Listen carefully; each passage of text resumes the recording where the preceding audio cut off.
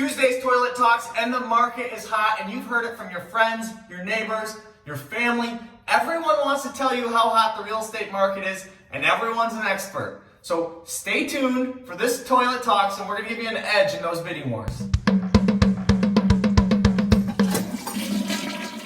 No matter who you talk to these days, everyone's got their opinion on what to do in the real estate market. But it's just like being an expert at any individual topic in life or being really good at a sport.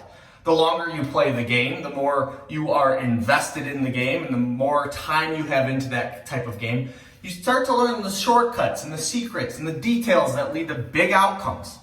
Well, one of those big outcomes that people really forget about in the real estate market when they talk about making offers and what to provide the seller and how to negotiate, whatever it might be in the real estate market, what people seem to forget is how important your lender for your real estate transaction is, buyer or seller side. Because the lender is the person at the final moment of closing who comes through with the funds. And if the funds aren't there, well, everyone's unhappy. You name it. Everyone in the part of the transaction does not get to the final signatures, the final part of getting the keys to your dream house. So what I want to mention to you today, a part of Tuesday's Toilet Talks, is the market is extremely hot. And the lenders are running hot as well, whether it be refinances or new purchases. Everyone is moving very quickly.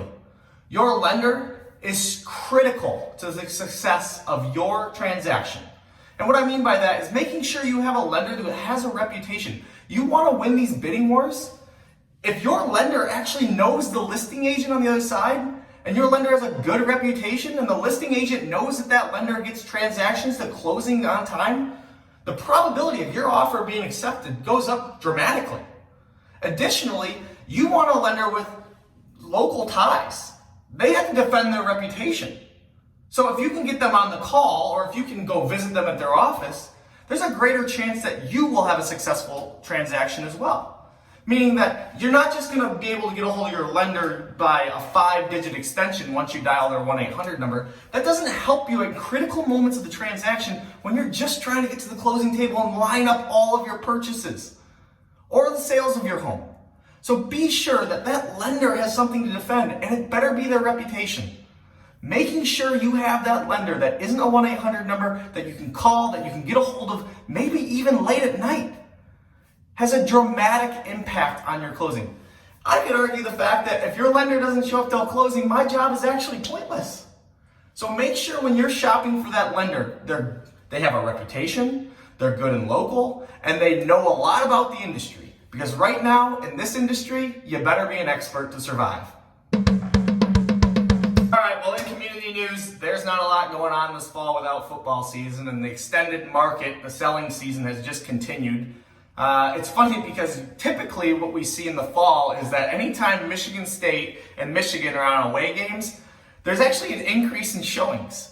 And, when both teams were home in the fall, you'd have a large amount of the population either at the Big House or Spartan Stadium. So this year, what are we doing with our Saturdays? What are we doing with our Sundays? There'll be NFL football, but the Saturdays, are we buying houses, or are we exploring Kensington or Bishop Lake, or are we out riding one of the rail trails? What are we doing? The golf courses will be full, we know that. Check out every public or private course in Southeast Michigan. They've been full all year long. So what are we doing? What are we doing?